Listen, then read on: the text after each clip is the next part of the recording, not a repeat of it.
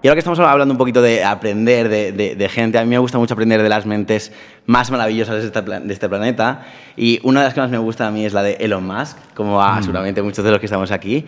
Y entonces a mí me gusta ver siempre esta gente que tiene un tiempo limitado como todo el mundo y son muy conscientes de ello.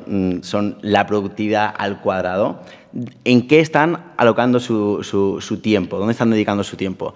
Y si te pones a estudiar, por ejemplo, a Elon Musk, ves que está pues, con los coches eléctricos, con Tesla, con los cohetes espaciales, con SpaceX y con Neuralink, que es pues, un poco la empresa más desconocida de las tres de cara al público, pero a mí personalmente es la que más me llama la atención, porque coches eléctricos, bueno, vale, bueno, el cohete es un poquito más, pero lo de implantar chips en el cerebro me parece una auténtica locura y por eso lo quería hablar un poco contigo. Porque sí que creo que hay un poco dos bandos con respecto a esto, que es un poco la gente que está muy contenta, muy excitada, que tiene mucha ilusión por los cambios que pueden haber y por los avances que podemos tener en el cerebro gracias a la tecnología y estos chips. Y luego hay otro bando de personas que están un poco que tienen miedo de estos cambios y de estos avances, que creen que incluso puede ser un poco demasiado esto de fusionar la inteligencia humana con la inteligencia artificial.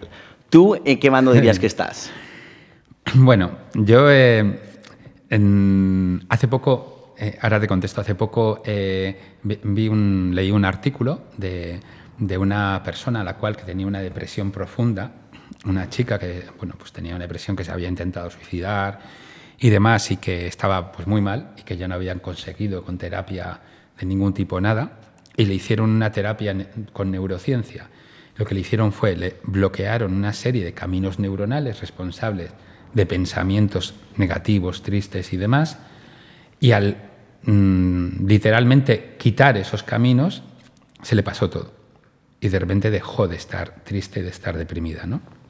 Yo creo que esto va un poco con esta línea, incluso con un paso más, porque en este caso estamos desde fuera haciendo un pequeño corte, ¿no? Y en este caso lo que estamos haciendo es como poner un añadido.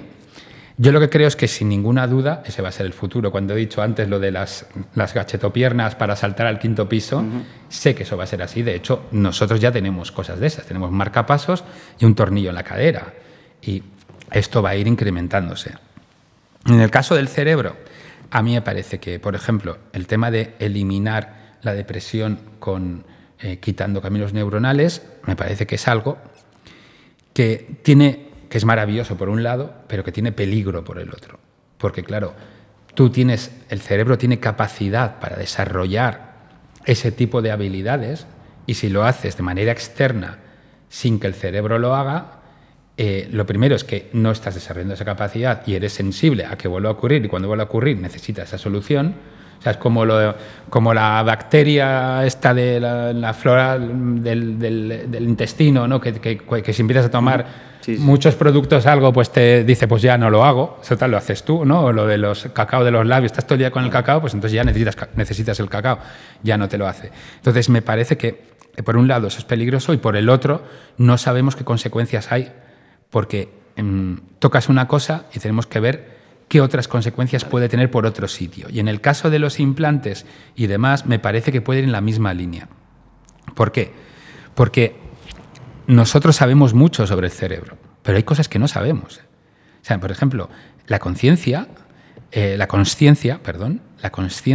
no sabemos realmente qué es. No sabemos por qué nosotros somos conscientes de que estamos aquí, cómo se produce ese fenómeno. El funcionamiento de la memoria, sabemos muchas cosas, pero no sabemos todas.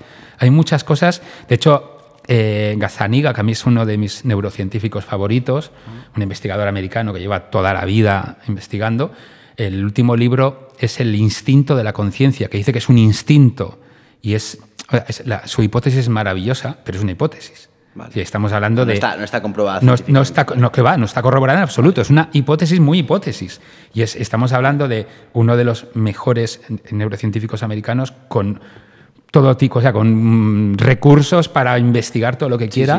Y no se sabe. Entonces, para entrar dentro de lo que es todo el funcionamiento del cerebro, esto tenía que salir, por supuesto, vamos a tener que llegar a la parte cuántica, porque el paso de la electricidad de una neurona a la otra se produce a nivel subatómico. Ajá. Cuando tocamos lo subatómico o lo cuántico, cuando lo medimos como lo medimos ahora, nos lo cargamos.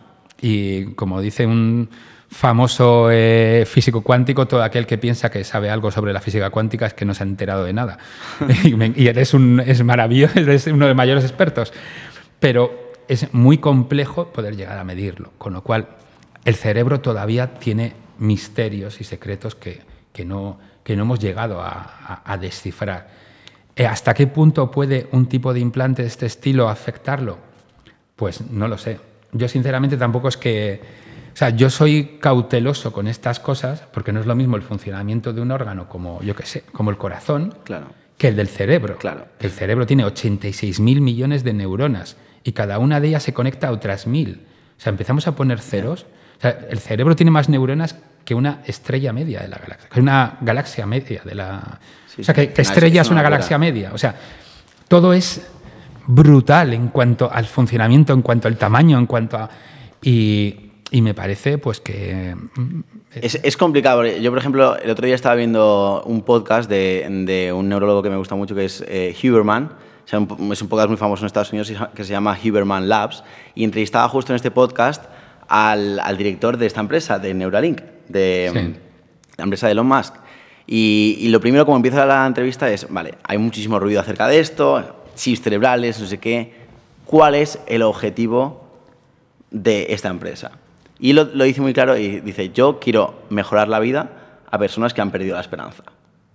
Por ejemplo, un tetrapléjico, ahora mismo ya han probado unos chips, que lo insertan a través de implantes neurales, me parece que se llama así, y lo que hace es no que directamente el tetrapléjico pueda volver a recuperar la movilidad, porque la médula espinal ya está en un estado muy, muy grave, sino que a través de este chip que está conectado a un ordenador, a través de sus pensamientos, de las órdenes que manda desde el cerebro, es como si tuviera el control del ratón y el teclado.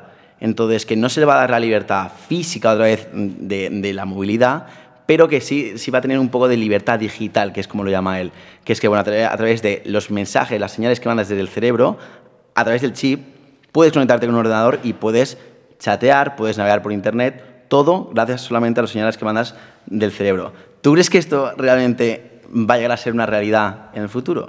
Sí, yo creo que sí. Yo creo que eso va a ser una realidad. Y en un futuro que tampoco creo que sea muy lejano. O sea, 10 años. Yo sí que creo que esto... Pero yo claro, es que me paro a pensar en esto y me explota la cabeza, obviamente. Digo, vale, si esto ya se está hablando, ahora en 10 años probablemente sea una realidad. Pero de aquí a 50 años, ¿qué vamos a ser capaces de hacer? Pues imagínate. Lo que sí que es verdad es que es lo que te decía, que lo que yo no estoy muy seguro es ese tipo de periféricos externos que consecuencias va a tener en otra serie de funciones que pueda tener el cerebro. Claro. Por ejemplo, igual pierde neuroplasticidad, igual es lo que decimos de los labios o de la flora intestinal. Claro.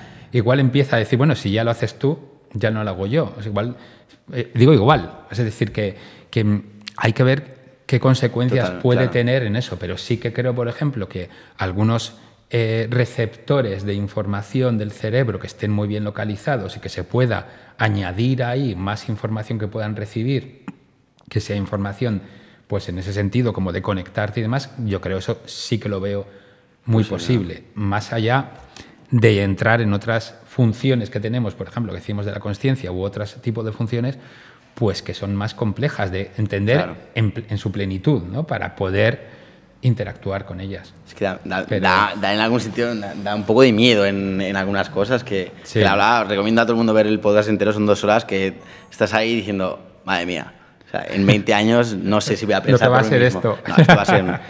vamos a ser robots, literalmente. Bueno, chavales, si te ha gustado este vídeo, este clip, por favor, suscríbete al canal, apóyalo, apoya a Trippers, seguimos con muchos más vídeos y nos vemos en el siguiente trip.